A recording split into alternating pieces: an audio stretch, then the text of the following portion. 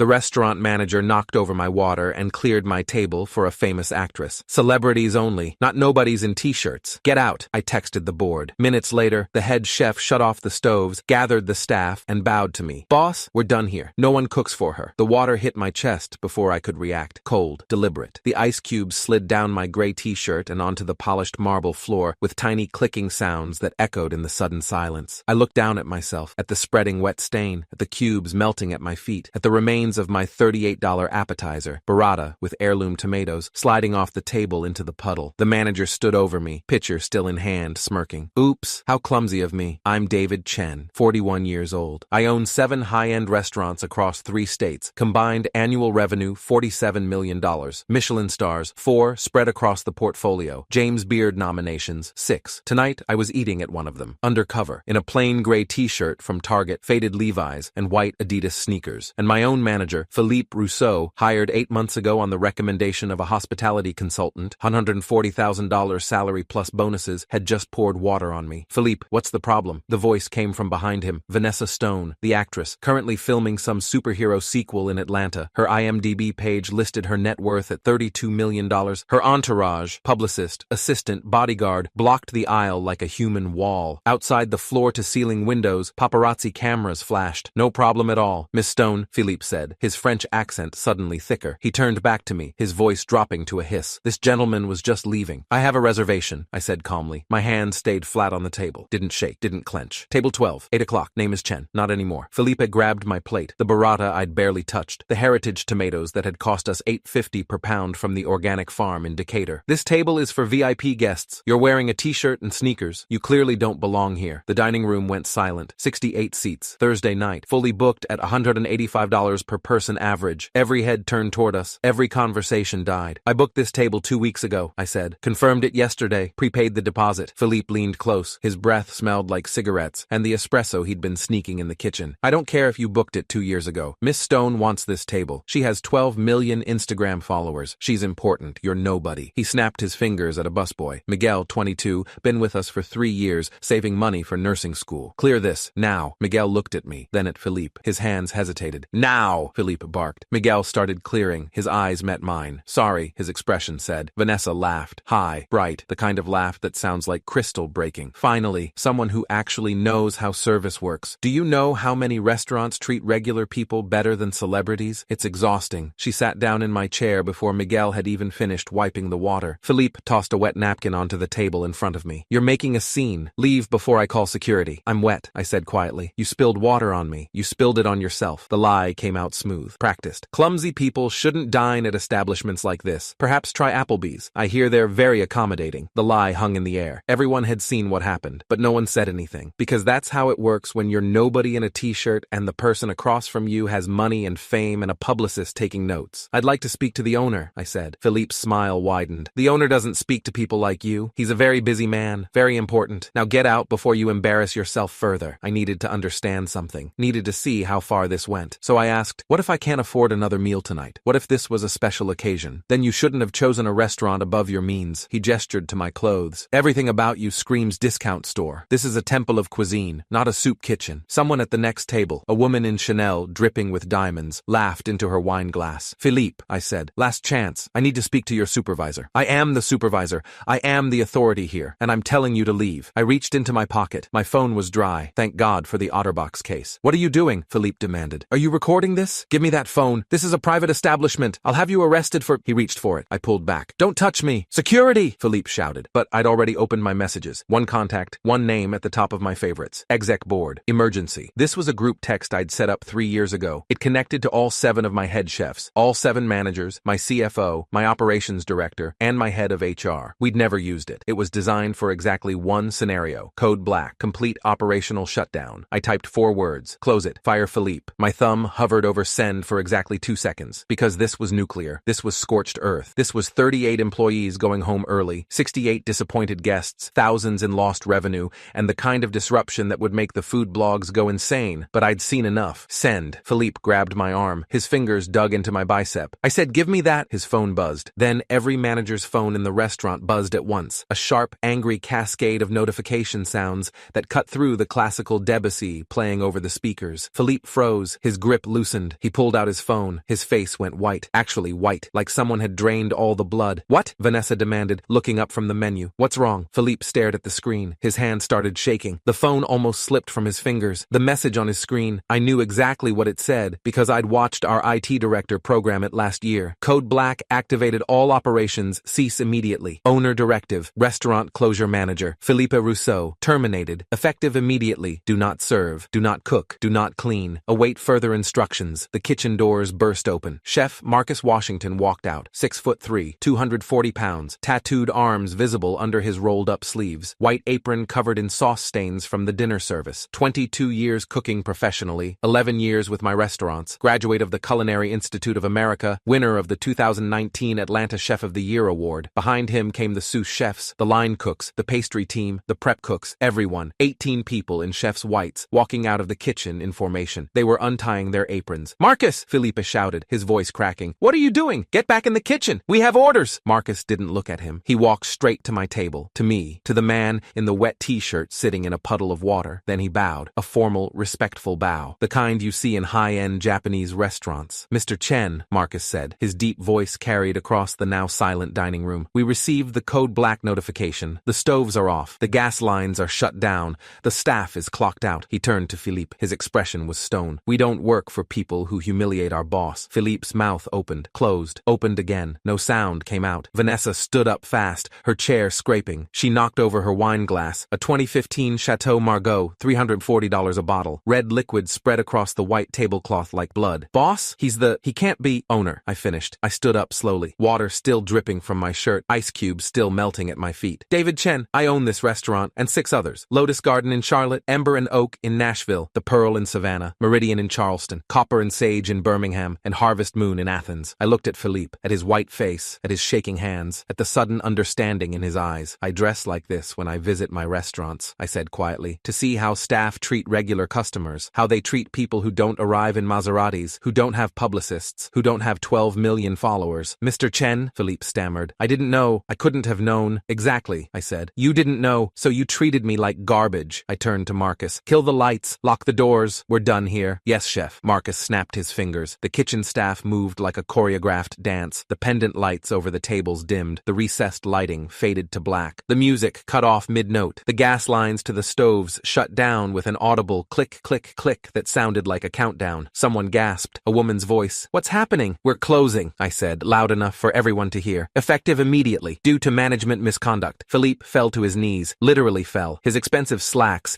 Ermenegildo Zenya, I'd approved his uniform allowance, hit the wet marble. Please, please, Mr. Chen, I have a family, I have a mortgage, I'll apologize, I'll do anything. You judged me by my clothes, I said. Now let me judge you by your character. I turned to address the entire dining room. 68 faces, some angry, some confused, some, like the woman in Chanel who'd laughed, looking distinctly uncomfortable now. Ladies and gentlemen, I apologize for the disruption. Your meals tonight are complimentary. My CFO will process full refunds within 48 hours. I take full responsibility for this situation. Then I looked at Vanessa Stone, at her designer dress, at her entourage, at her face, pale with shock and the dawning realization that she'd just participated in something ugly. Miss Stone, there's a McDonald's 3 blocks down. I hear they don't discriminate based on t-shirts. I walked toward the exit. The entire kitchen staff followed me. Miguel too, and the other servers, and the hostess, and the sommelier. We walked out together. Behind us, in the darkness of the now closed restaurant, I heard Vanessa's voice. Wait, what just happened? I kept walking. Outside, on the sidewalk, Marcus fell into step beside me. Boss, that was the most beautiful thing I've ever seen. It was expensive, I said. Worth every penny. Maybe, maybe not. I'd find out when my CFO calculated the damage tomorrow, but I needed to back up, needed to explain how we got here, because this wasn't the first time, and it wouldn't be the last. 3 years ago, I'd made a promise. After an incident at my Charlotte location, Lotus Garden, where I'd watched a manager throw out a homeless man who'd saved up for weeks to buy his daughter a birthday dinner. The man had $63. The cheapest entree was $18. He'd asked quietly if they could split one meal. The manager had called security, had the man removed, humiliated him in front of his daughter. I'd been there, watching, and I'd done nothing because I'd been on the phone with a supplier. By the time I looked up, they were gone. I never found them, never got to apologize, never got to make it right. So I made a promise. I would visit every restaurant, undercover, dressed like a regular person, and I would see, really see, how my staff treated people. Most of my employees passed, most were kind, professional, treated everyone with respect, but not all. In Nashville, a server refused to seat an elderly black couple near the windows, said those tables were for our regular clientele. I fired her on the spot. In Savannah, a bartender watered down drinks for customers he deemed cheap tippers. Gone. In Charleston, a host made fun of a customer's accent. She lasted 30 minutes after I overheard. But Philippe was different. Philippe was cruel, and he'd been getting away with it. I'd had complaints, 3 in the last 2 months. 1 from a customer service email, 2 from anonymous reviews on Google. Manager was incredibly rude to anyone not dressed in designer clothes. Felt like I was being judged from the moment I walked in. Made to feel inferior. Beautiful food, terrible service. Manager clearly plays favorites. I'd asked my operations director, Jennifer Park, 15 years in hospitality management, MBA from Cornell, to investigate. She'd done a week of phone interviews, mystery shopping, staff surveys. Her report, delivered last Tuesday in my office in Atlanta. Philippe Rousseau is creating a toxic culture. He's excellent with VIPs, terrible with everyone else. Staff are afraid to complain because he's fired 2 people for poor performance after they questioned his methods. Recommend immediate termination pending investigation. I'd thanked her, filed the report, and decided to see for myself. So here I was, Thursday night, 8 o'clock, dressed like a target, waiting to see what Philippe would do. He'd exceeded my worst expectations. The staff and I walked 3 blocks to a coffee shop, Deja Brew, open until midnight. We filled every table. Marcus ordered for the group, 23 people, all in chef's whites or server uniforms. Can we get coffee for everyone, and whatever pastries you have left? Put it on my card. Put it on mine, I corrected. Company expense. The barista, a college kid with blue hair and tired eyes,